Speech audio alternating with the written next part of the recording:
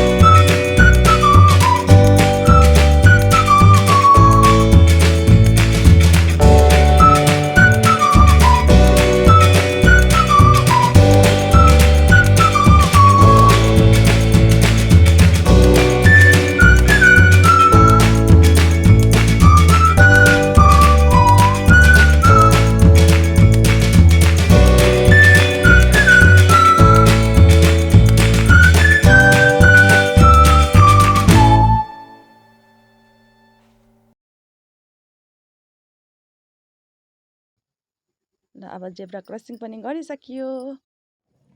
छोराछोरीसँग गफ गर्दै गर्दै अब अगाडि बढ्दैछु साथीहरू म। छोराछोरी पनि घुम्न आउनु पाएको भएर मक्ख छन् के फेरि।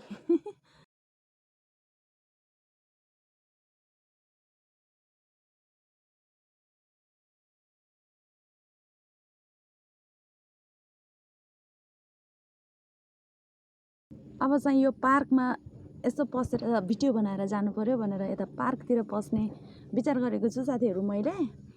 हामी त बारम्बार आइ नै रहन्छौँ रहन त, हजुरहरूलाई पनि यसो देखाउन त आउँदा आउँदा भिडियो भनेर लागेको क्या साथीहरू म चाहिँ। अनि यो पार्कमा यसो भित्र पसेर म चाहिँ भिडियो बनाउने छु।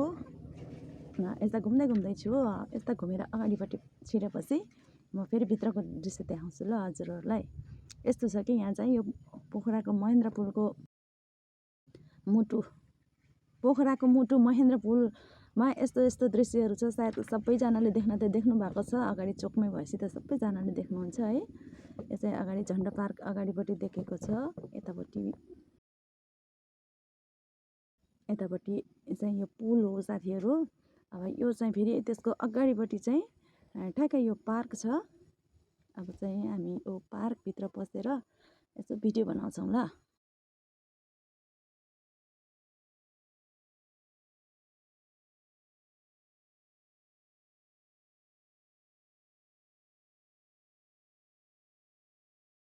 यहाँभित्र यति राम्रो राम्रो सुन्दर दृश्यहरू छ क्या साथीहरू।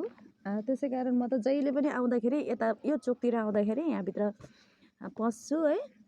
अनि तर भिडियो बनाउने मौका चाहिँ कहिले मिल्दैन क्या फेरि। अहिले त अब युट्युबमा लागेपछि त भिडियो नभई नहुने। अनि हरेक आफैले देखेको, आफैले टेकेको, आफै हिँडिरहेको ठाउँहरूकै भिडियो बनाउनु पर्ने अवस्था हुँदो रहेछ क्या साथीहरू। भित्र बसेर म भिडियो बनाउँदैछु है।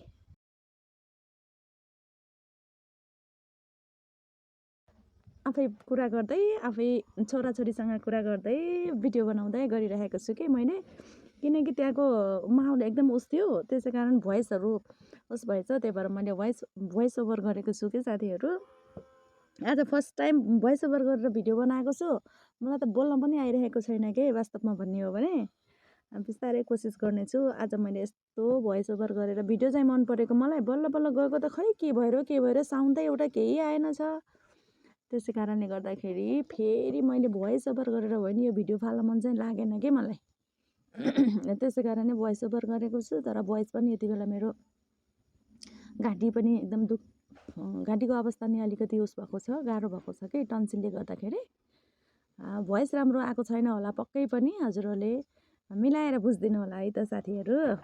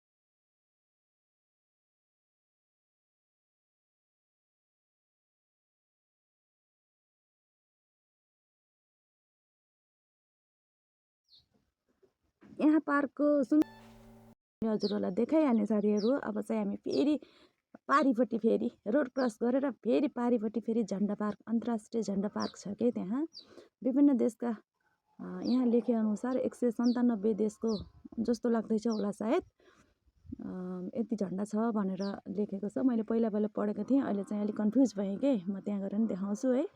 अनि म चाहिँ त्यहाँ झन्डा पार्कमा गएर फेरि त्यहाँको झन्डाहरू देखाउन थाल्दैछु है साथीहरू।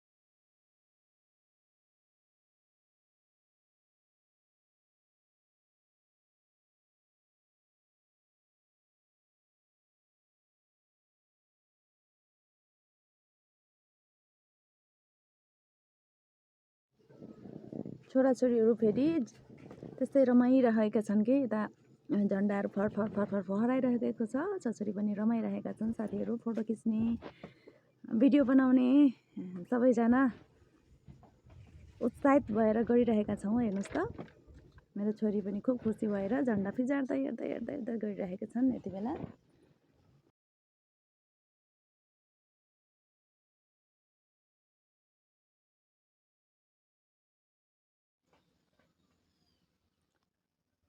रमाइलो छ साथीहरू, साह्रै रमाइलो भइरहेको छ है। छोराछोरी खुसी हुँदा त आफूलाई नि एकदमै खुसी लाग्ने, खुसी सानो सानो कुराले मिल्दो रहेछ क्या साथीहरू। सधैँ आइराख्ने ठाउँ हो नि हुन त, तर पनि यिनीहरूलाई सपिङ गर्न लिएर आएको आज मैले। यता सपिङ गर्ने खुसियाली त उनीहरूको छँदैछ है। त्यसपछि फेरि यहाँ नजिकै भएपछि फेरि भिडियो पनि बनाउन थालेँ मैले। भिडियो अब युट्युबको लागि काम पनि भयो, छोराछोरीले खुसी पनि भए है।